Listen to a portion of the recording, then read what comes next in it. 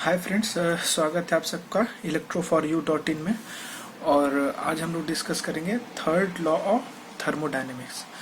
तो third law of thermodynamics में हम तीन चीज़ों को पढ़ेंगे। पहला है इंट्रॉपी, दूसरा है एब्सोल्यूट ज़ीरो टेम्परेचर, ठीक है, और तीसरा होता है परफेक्ट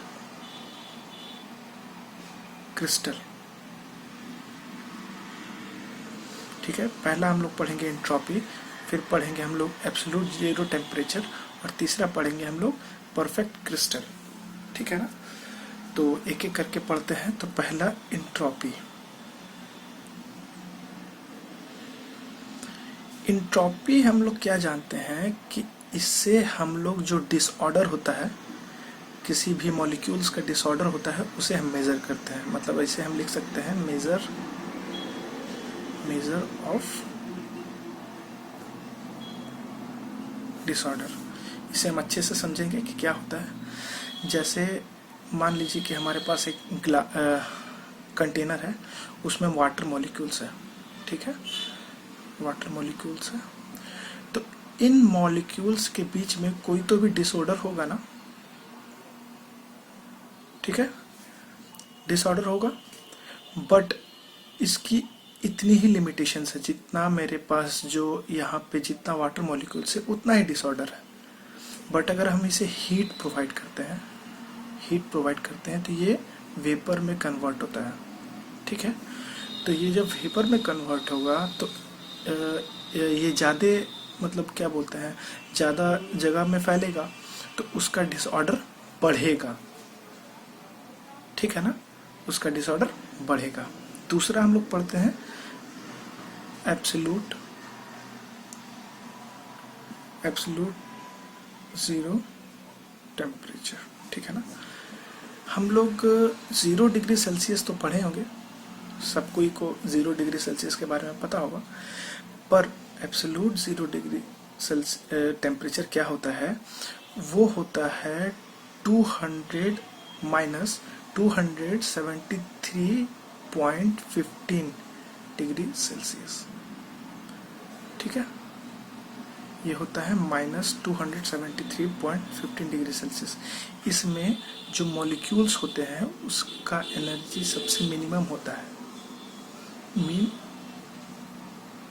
मीन एनर्जी होता है। इसका मतलब जो मॉलिक्यूल्स के बीच में जो, जैसे कोई ये है कंटेनर है, उसके मॉलिक्यूल्स के बीच में जो भी मूवमेंट है वो ना के बराबर होता है। तो इसका मतलब इसमें डिसऑर्डर नहीं होता, नो डिसऑर्डर, ठीक है। और तीसरा चीज पढ़ेंगे हम परफेक्ट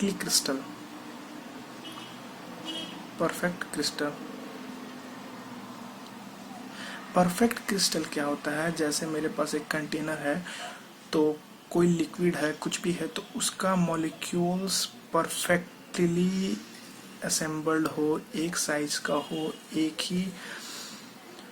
एक अरेंजमेंट में हो, तो उसे हम परफेक्टली क्रिस्टल बोलते हैं। तो third law of thermodynamics, third law हमें क्या बताता है कि एक परफेक्टली क्रिस्टल का, ध्यान से सुनिएगा, कि एक परफेक्टली क्रिस्टल का इंट्रॉपी, परफेक्ट क्रिस्टल का इंट्रॉपी